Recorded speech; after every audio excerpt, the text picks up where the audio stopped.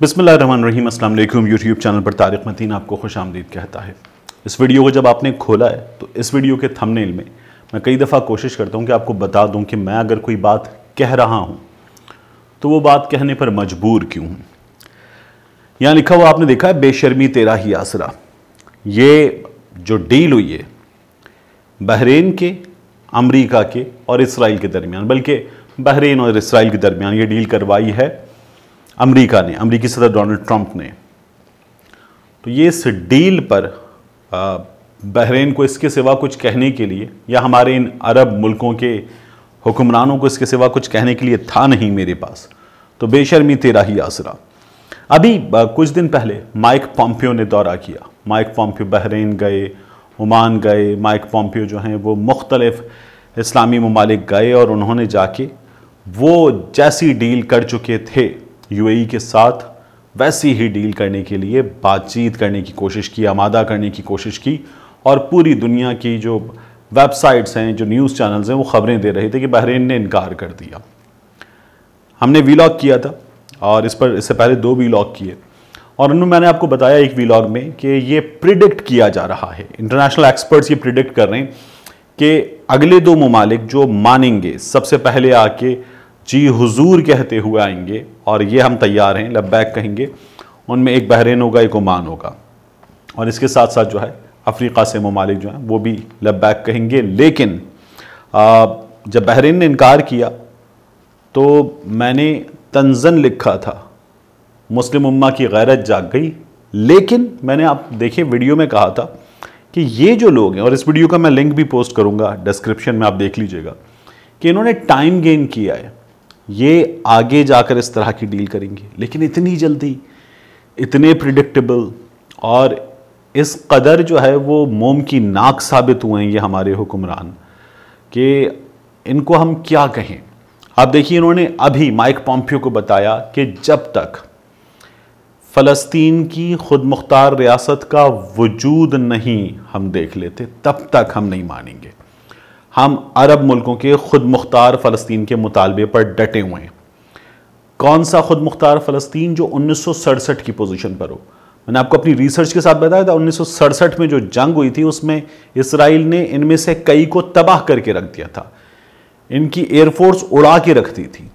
तो उस वक्त जो है जो फ़लस्तीन था वो फ़लस्तीन के लोग मांग रहे थे। ये तब भी, उस जंग के बाद भी, ये घुटनों के बल जो है बैठ गए थे हाथ जोड़कर। अब इन्होंने ये कहा कि जब तक ये मुतालबा पूरा नहीं होता हम तस्लीम नहीं करेंगे। सऊदी वज़ीर ख़ारिजा ने भी ये कहा था। तो फिर उसके बाद नज़र ये आ रहा था कि बहरीन जो है वो डट गया। बहुत सारे लोगों ने कहा कि बहरीन ने यकसर मुस्तरद कर दिया। तो अब जो है वो बहरीन लेट गया, बहरीन मान गया। बहरीन ने कहा कि जनाब बताइए क्या करना है। एक बार फिर बिल्कुल वैसी ही डील जैसी यूएई के इसराइल के दरमियान हुई थी, अमेरिका ने करवाई थी, वैसी ही ब्रोकर्ड बाय अमेरिका डील जो है वो हो गई है बहरीन के दरमियान और इसराइल के दरमियान। अब कहाँ गया वो खुद मुख्तार फ़लस्तीन का मुतालबा? अब कहाँ गया वो अरब पीस इनिशिएटिव जो इन मुल्कों ने 2002 में शुरू किया था? और उस अरब पीस इनिशिएटिव में जो चीज़ें तय की गई थी उन चीज़ों से कम पर नहीं मानेंगे ये लोग, जाहिर ये कर रहे थे। ये वो लोग हैं जिनमें से एक का भांडा फूट गया तो वो अपने प्लान से पीछे हट गए। तब भी जैरेड कुशनर, माइक पॉम्पियो ये लोग लगे हुए थे कि जब हम यूएई पहुंचेंगे तो तब वहां पर सफ़ीर आ जाएं, वहां आ जाएं और आकर जो है वो कम से कम खैर मकदमी कर लें। अब इन्होंने वो ये डील कर ली है और ये डील भी बिल्कुल उसी अंदाज में हुई है। इसका जो जॉइंट स्टेटमेंट है, वो जॉइंट स्टेटमेंट, वो मुश्तरका बयान भी बिल्कुल वैसी ही बातें बयान करता है। बिल्कुल उसी तरह से लिखा हुआ है कि ट्रंप ने कॉल की, ट्रंप ने बात की दोनों से, बेंजामिन नेतन्याहू से भी और बहरीन के शाह से भी, और दोनों ने जो है वो खैर मकदम किया। अब इसके 6 निकात हैं इस डील के। इस डील में सबसे पहले इन्होंने कहा है कि बहरीन जो है वो मुकम्मल सिफारती ताल्लुकात जो है वो कायम करने पर आमादा है।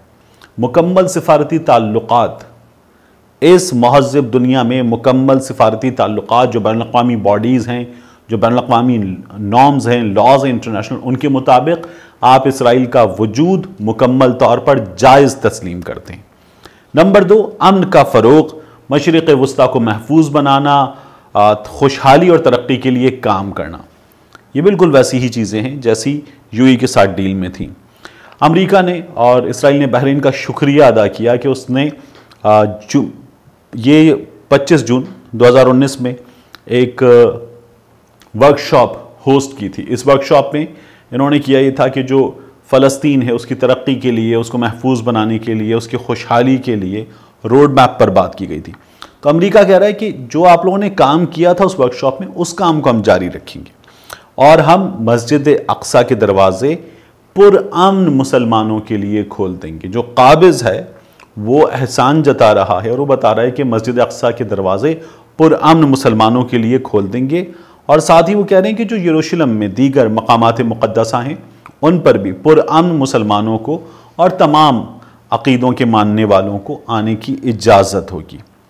साथ ही बिल्कुल उसी डील की तरह इस डील में बेंजामिन नेतन्याहू ने भी और बहरीन ने भी ट्रंप का शुक्रिया अदा किया है कि उन्होंने बड़ा ज़बरदस्त किरदार अदा किया है। ट्रंप की अपनी इमेज बिल्डिंग हो रही है। ट्रंप नोबेल पीस प्राइज़ के लिए भी नामजद की जा चुके, तो ट्रंप का शुक्रिया अदा किया गया।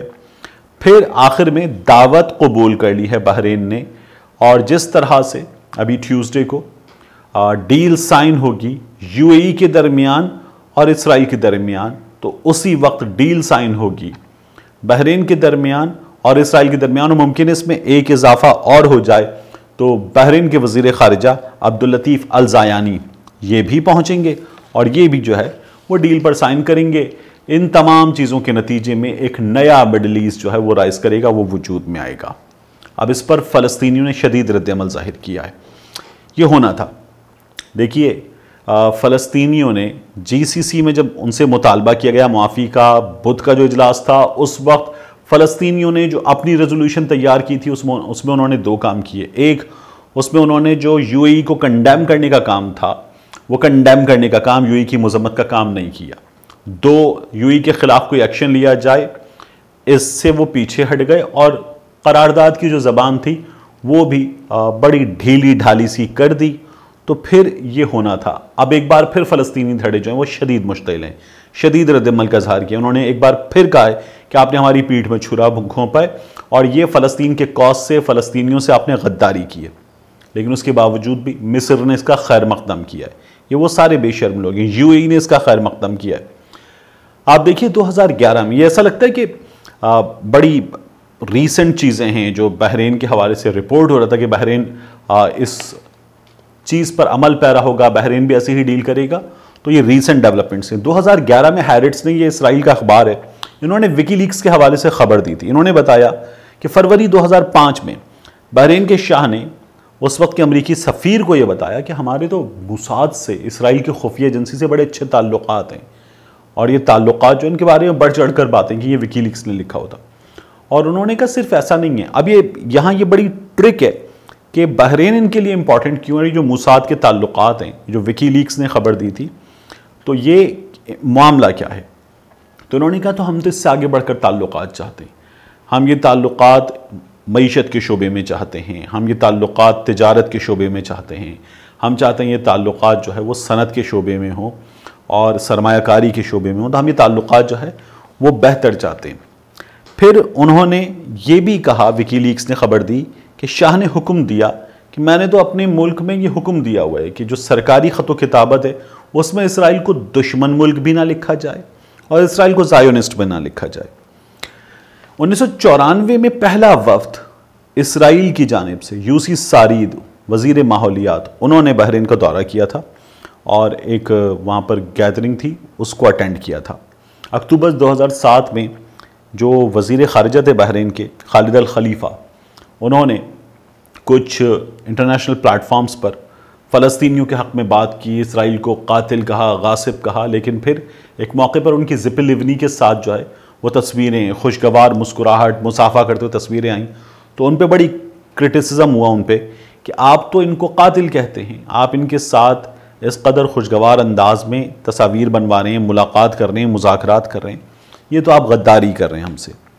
तो ये एक हिस्ट्री है इनकी और ये इतने प्रिडिक्टेबल हैं हमारे हुक्मरान अरब मुल्कों के कि इनके बारे में ये पहले बता भी दिया गया था और अब भी जो जिस तरह से जूता भर के मुंह पे मारा जा रहा है वो देखने से ताल्लुक़ रखता है। CNN ने लिखा है Bahrain, a small nation with significantly less natural wealth than some of its Arab neighbors, sits only 60 kilometers from Iran.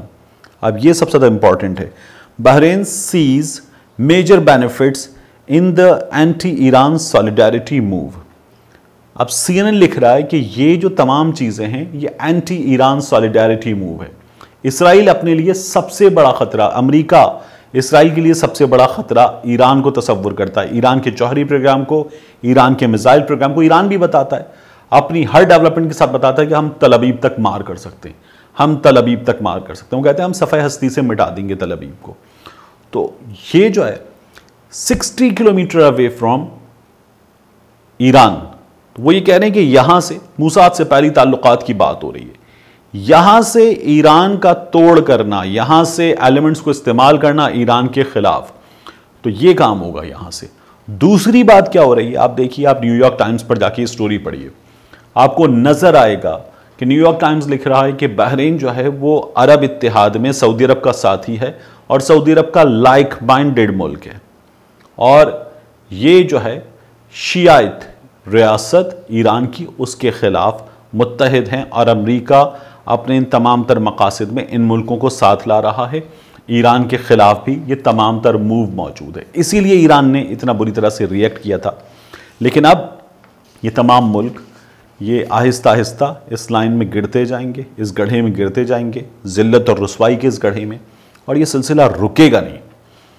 इन लोगों ने जब 13 अगस्त को डील की थी उसके बाद भी ये देखा है कि रॉकेट गिर रहे हैं, वहाँ पर फ़लस्तीन के बराए नाम हिस्से जो रह गए हैं उन पर भी रॉकेट गिर रहे हैं, उन पर भी गोलाबारी हो रही है. और यहाँ पर ये जो हैं ये मुसलसल बैठे हुए हैं कि हम तैयार हैं, हम आपसे डील करने के लिए तैयार हैं, हम आपके साथ इस नाम निहाद अमन मुआहिदे का हिस्सा बनने के लिए तैयार हैं. इसलिए इनके लिए बेशर्मी तेरा ही आसरा के सिवा कुछ कहा नहीं जा सकता. मिलते हैं आपसे अगले वीडियो में.